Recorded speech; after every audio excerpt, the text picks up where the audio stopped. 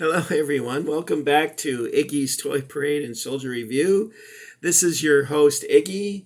I'm laughing because I've made several videos already, and I think I've knocked over half a dozen palm trees and at least as many figures trying to do this. But we'll try it once more for you guys and see if it comes out a little better this time. Today I'm going to be talking about Airfix 8th Army, which you see here at the very top.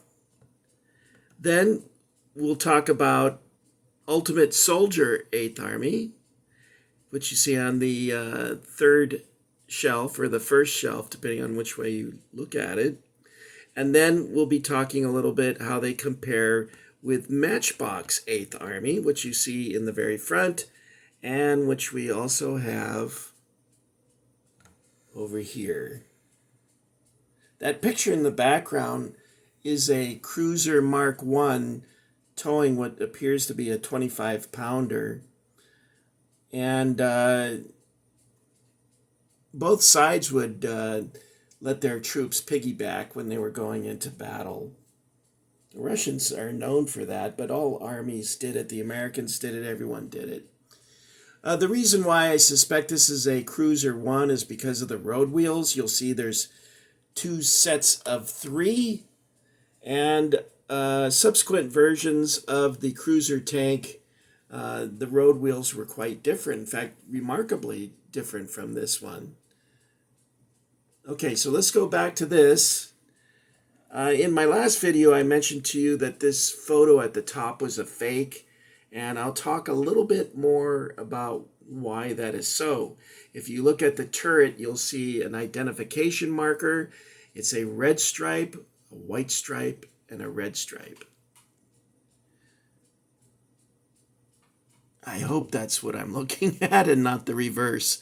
Anyway, the British used that marking for captured vehicles, and I think I have a picture of that, which I'll share with you a little bit later. So let's get into it. We have the Airfix. The Airfix, I believe, was 14 figures in a box.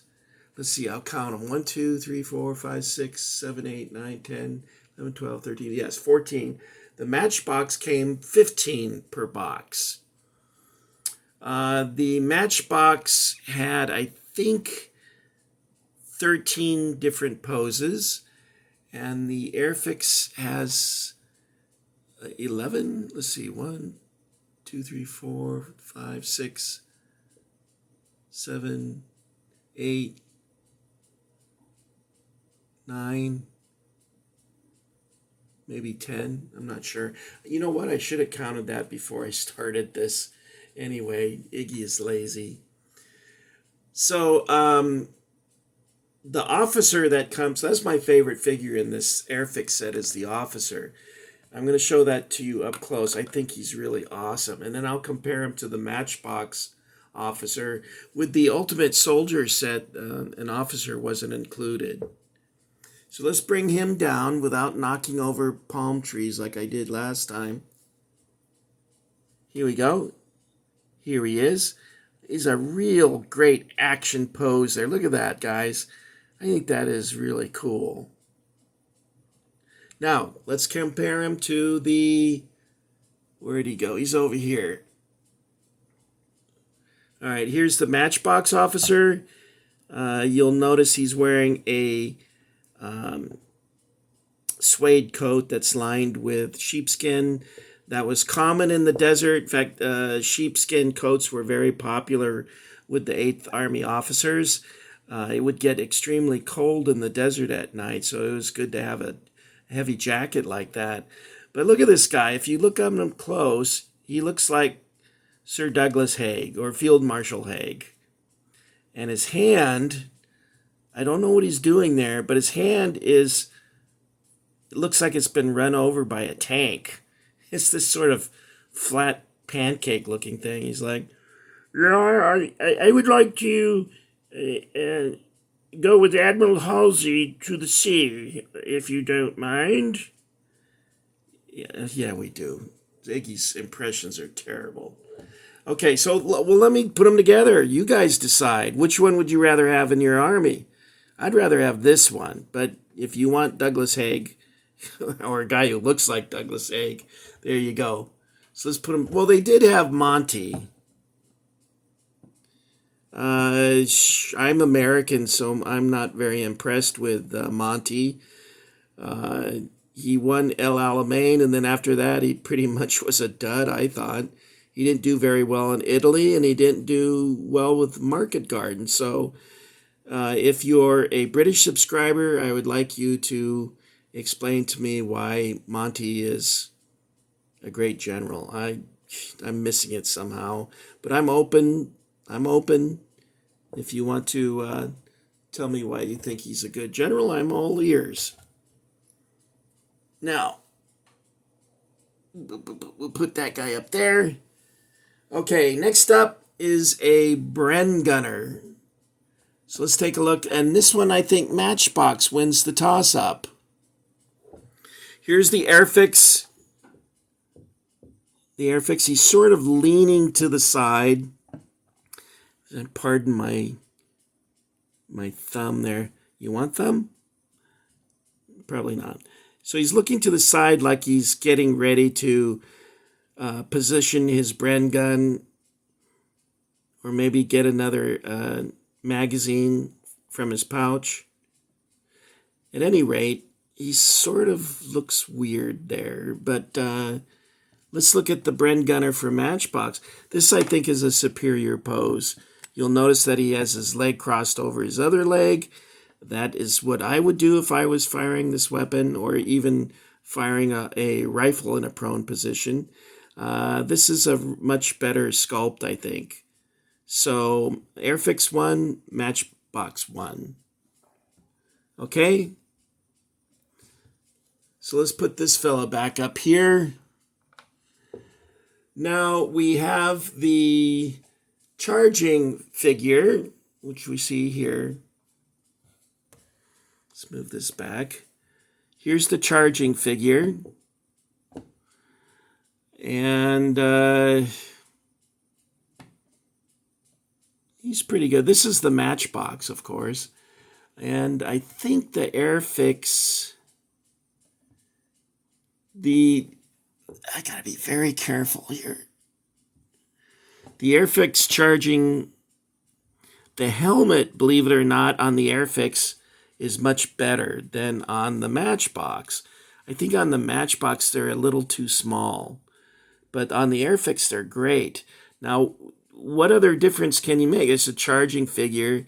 I actually prefer the Matchbox in this case because it has all of the P-37 web equipment, and the Airfix guy only has a canteen and his bayonet, and that's it. This guy has the entrenching tool. He's got the small pack.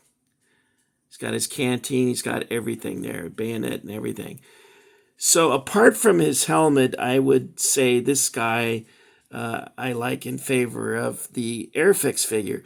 Although, again, I got to say the helmet looks much better on the Airfix figure. But in this case, I would say this one slightly edges out the Airfix. Okay, let's put this fella back up without hitting everything and dropping stuff. All right, let's look at the Rifleman. Oh, God. All right. Here we are.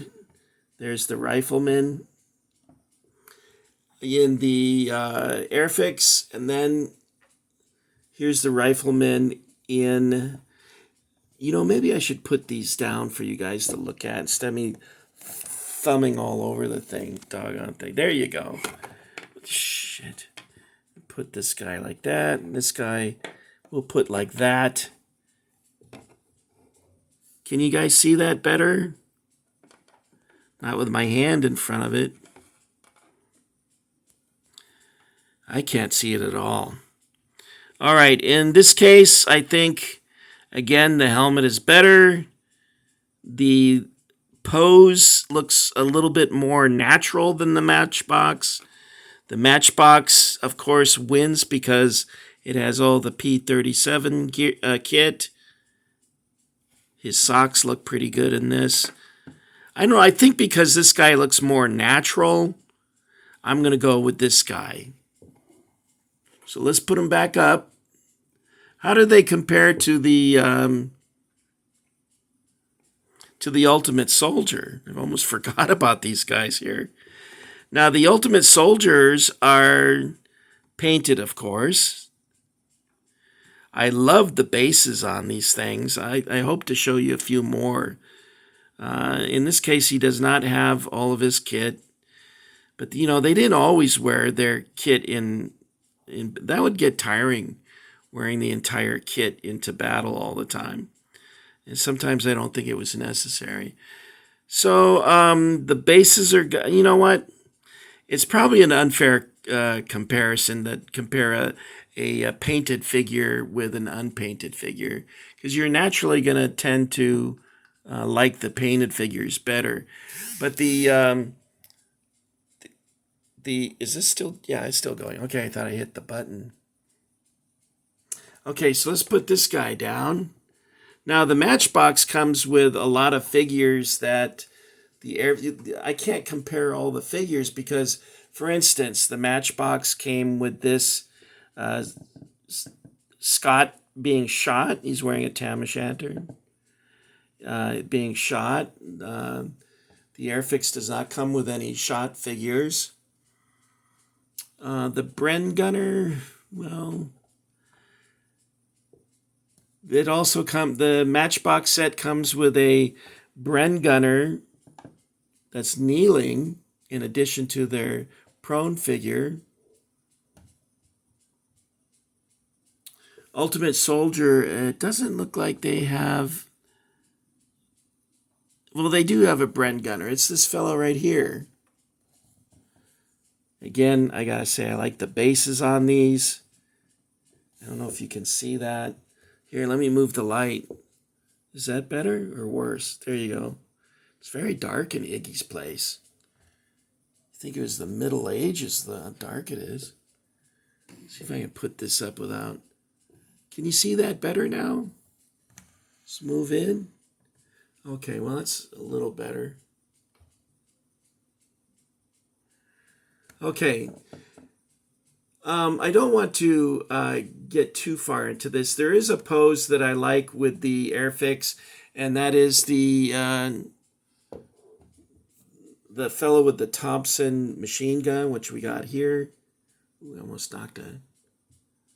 I don't know. Iggy's vision is not so great. I sound like Popeye.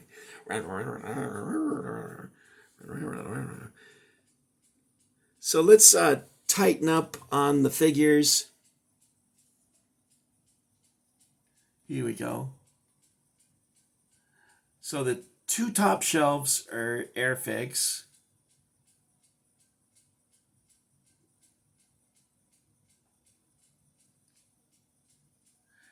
Then this shelf is Ultimate Soldier. I think I bought those. They're Series 1 British, by the way, and I bought them at Toys R Us, I think in 2004. No, that's not right. I bought these at the West Coaster in 2004. So that would be March 2004. Series 1 British. They also made a Series 2. I think I have that one also. And then down here I have Matchbox. Some of these palm-looking things are Mark's trees.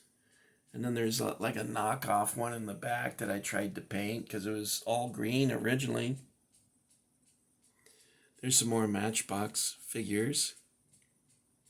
Okay, I promised you a bonus. So let's take a look at the bonus. And here is a Matilda tank in desert paint. Should I put it down? That's better, yeah. Whoa, oh, jeez. Okay, here's a Matilda tank in desert camo scheme. The Matilda had a 2-pounder gun. You know, it's funny, I noticed the British always refer to their guns as pounders. instead of the like the Germans would refer to those. The gun was a 75 or 7.5 centimeter. The British would refer to theirs as pounders. I guess the quarter pounder is probably pretty popular in Britain. By the way, I went to a McDonald's in Scotland. It looked like a palace.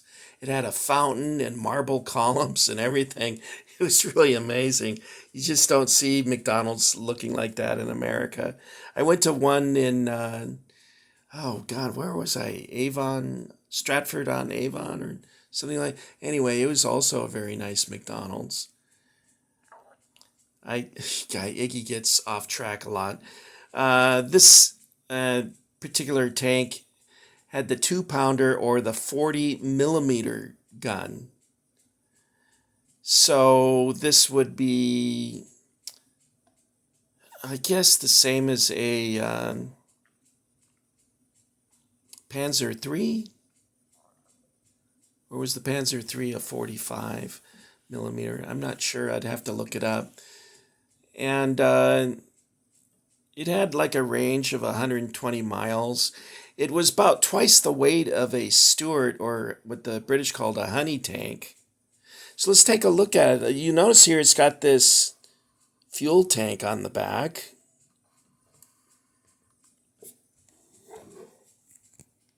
And we'll turn it some more. This was made by, I believe, Unimax. It's a die-cast vehicle, so it's got considerable weight to it. It should say on the back who made it. Unimax. I bought this tank in 2004 in September at a hobby store that's no longer in business, because every time someone like me would come in, they would make fun of you because they were all remote control enthusiasts. So someone who came in who wanted something different never got any customer service. So it got so obnoxious, I just stopped going there. So there you have it, the Matilda tank. All right, guys, that's it for Iggy and Iggy's Toy Parade. Thank you for becoming a subscriber and joining the Iggy Army. I appreciate you guys, and I'm glad to have you on board. Thank you for enlisting. Thank you for getting Iggy with it. Oh, wait, you know what? I told you I was going to talk about the British identification mark. Hold on a second, guys. Hold on just a second. I dropped my book on the floor while I was filming, and I'm kind of heavy, so it's hard for me to pick up. Oh my God. Here we go. Okay, here we go. So what about the Matilda? Well, this is a Mark II-A Matilda, or a Matilda 3A12. It had a 2-pounder gun. It had 2 machine guns. One was a Bren light machine gun for anti-aircraft purposes, and the other one was, I don't know what this is, by the way, guys, BESA machine gun, a 7.92 millimeter. It had 2 6-cylinder water-cooled diesels. It weighed 26.5 tons, had a maximum speed of 15 miles per hour, and, oh wait, the road range was 160 miles. Okay, so I was talking about the identification marks.